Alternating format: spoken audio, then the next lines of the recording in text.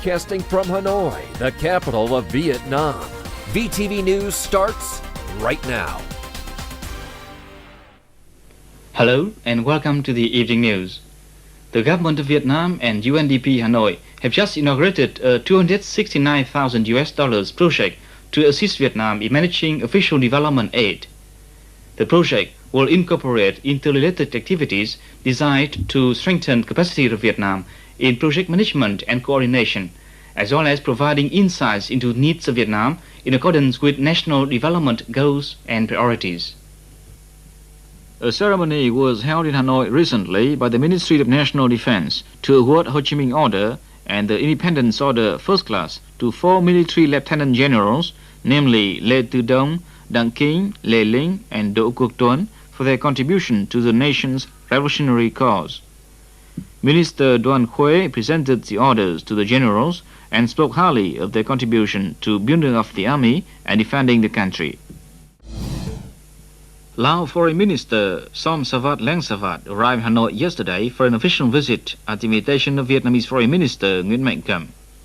Present at the welcoming ceremony at the government guest house were Foreign Minister Nguyen Cam and many other senior officials. Lao Ambassador to Vietnam Kham Phet Phan Muong was also on hand. This morning, talks were held in Hanoi between Vietnamese Foreign Minister Nguyen Cam and his Lao counterpart Som Savat Lang Savat. The two sides informed each other of the situation on socio-economic development in their respective countries. The guest highly appreciated the achievements made by Vietnamese people, especially on economic and investment areas. The two sides also discussed bilateral cooperation. Japan had decided to offer official credits to Vietnam to have financed construction of a new international airport in Hanoi.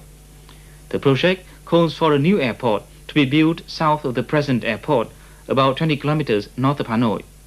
Completion is expected to be in the year 2000. The Information Commercial Technology Company organized a show in Hanoi on June 25th to introduce products of the Asia Pacific Corporation of Thailand. The show helped Vietnamese businessmen, scientists, and producers have further understanding of the paint manufacturing technology of the Asia Pacific Corporation, so that they can cooperate in manufacturing different kinds of good quality paints for domestic market. The Prime Minister had decided to set up a national committee for economic cooperation in the Pacific, which will be headed by the President of the Vietnam Chamber of Commerce and Industry, Mr. Đoàn Duy Thanh. The committee will participate in the work of the Pacific Economic Cooperation Council, which comprises 21 member committees. The formation of the Vietnam Committee for Pacific Economic Cooperation conforms to the country's policy for the economic cooperation in the Asia Pacific, the construction of Vietnam, as well as the strengthening of the trend for stability, cooperation, and prosperous development in the region. A course on capacity building for leaders of construction, water resources, and transport service of various provinces and cities was held recently, with a view to increasing the construction quality control. This is in implementation of the project codenamed VIE 88017. Among the lecturers were specialists from Smith, Mitsui Companies of Japan, L International of UK, and Berkau Veritas of France. The project has been very effective in construction service in Vietnam. The Ministry of Water Resources and Morrison Canoe Descent Company of the United States held in Hanoi today a seminar on Vietnam's requirements and MK's capacity. The representative of MK gave an overview to water resources requirement in Vietnam, including capital investment for water resource development, upgrading existing projects, increasing the number of people having access to water resources within 10 years. The seminar is to find out the best way for cooperation on water resources development in Vietnam.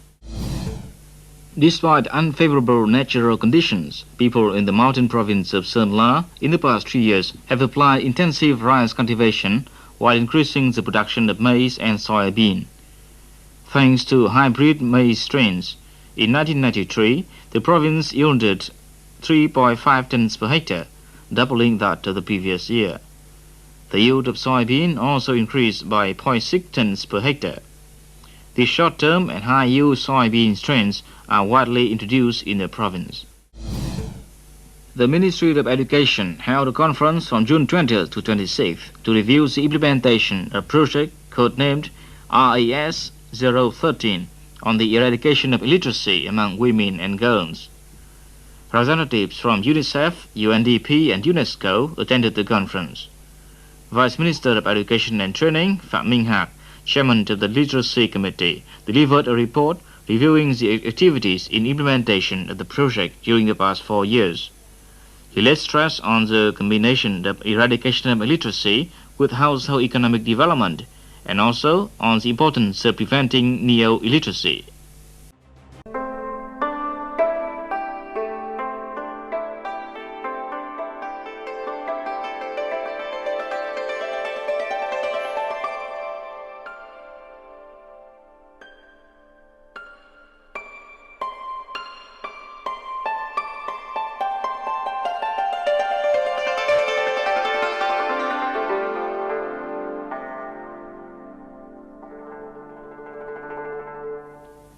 Cambodian National Assembly Chairman Chia Sim says he hoped other members of the parliament would support a proposal to outlaw the Khmer Rouge.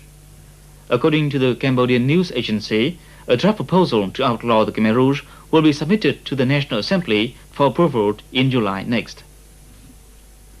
Leaders of Japan's two main opposition parties on Monday agreed on the need to form a new government by the end of Tuesday, but they failed to come up with a plan of action to achieve that end.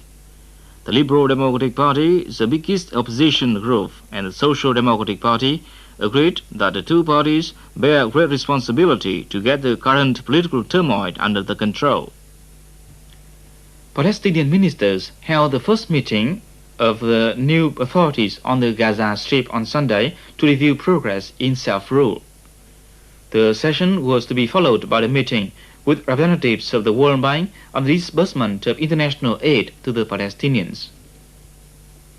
Ukrainian presidential and regional elections on Sunday appeared to be attracting a high level of interest among Ukrainian voters, with about 40% of the almost 38 million registered voters having voted by noon local time.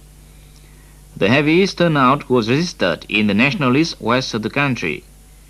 In his election day appearances, President Leonid Kravchuk, a leading candidate in the race, underlies one of the central issues of the campaign, Ukraine's often complex relationship with Russia.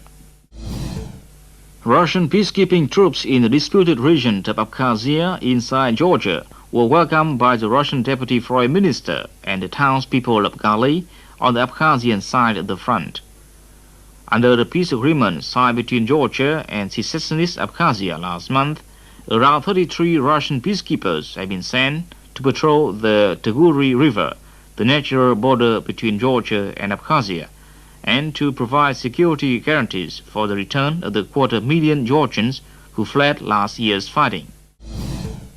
A convoy of 15 jeeps and other military vehicles arrived in the southwestern Rwandan border town of Siyangugu on Sunday to reinforce the French intervention force in the Central African country.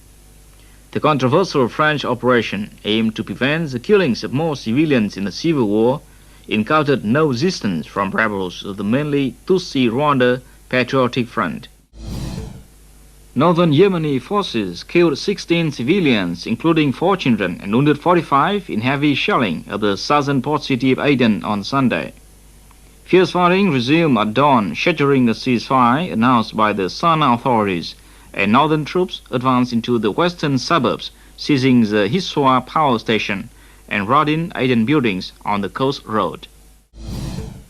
Haiti's exiled president says he is opposed to a U.S. invasion to restore him to power, in an abrupt shift from his usually ambiguous statements about such a move.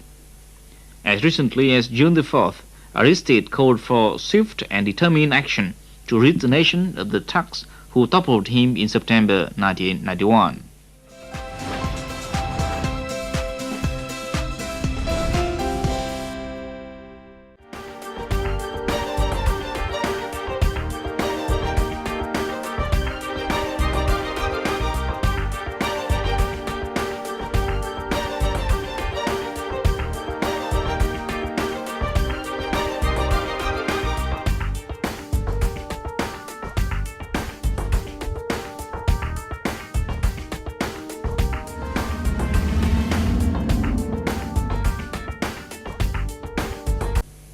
And that's the end of tonight's bulletin. Thank you for joining us. Goodbye.